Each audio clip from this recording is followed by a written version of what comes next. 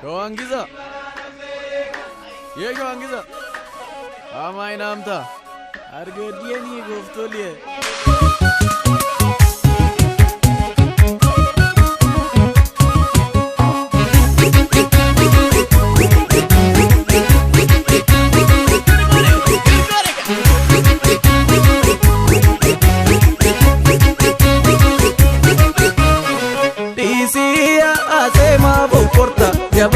Jaba namarra baasa koporta. Isiya asema koporta.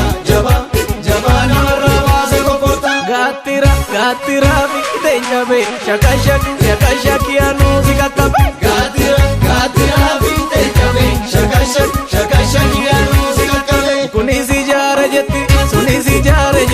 Jariya isarmu kirri golole mipina mampalatam. Jariya isarmu kirri golole mipina mampalatam. Mazani balatani masoda kalamatan nalatani. Mazani balatani masoda kalamatan nalatani. Kao jedime sirra kao kamunar. Kao jedime sirra kao kamunar.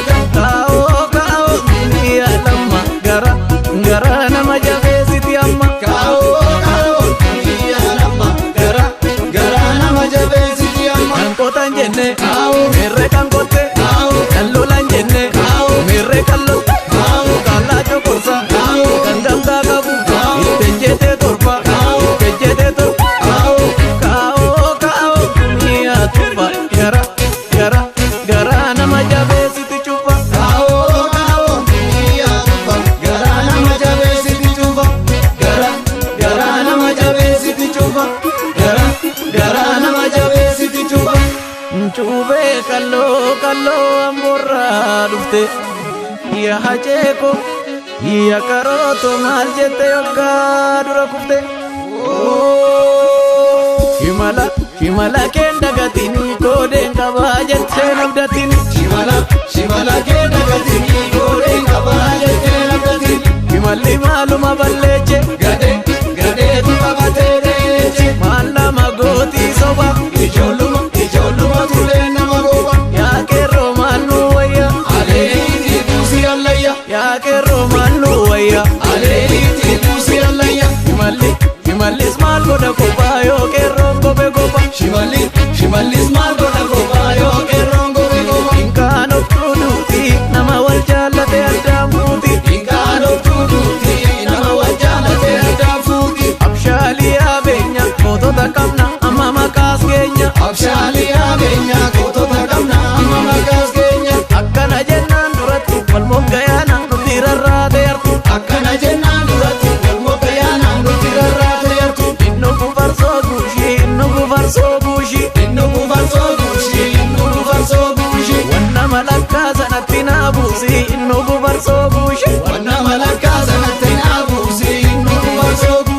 Akkana tabshala kormi.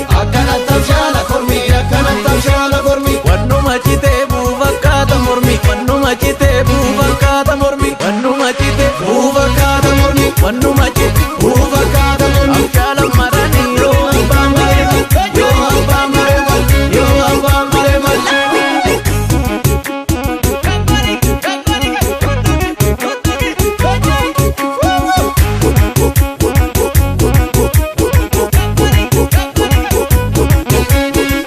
Aizo jechuun bareecha gade gantuutu namarraa deecha. Aizo jechuun bareecha gade gantuutu namarraa deecha. Aizo shakashakii sirrattan eega likiishi malaa nafeeka. Aizo shakashakii sirrattan eega likiishi malaa nafeeka. Aizo naan jedhime aizo niira jabeessa. Dhiigni niira bobeessa.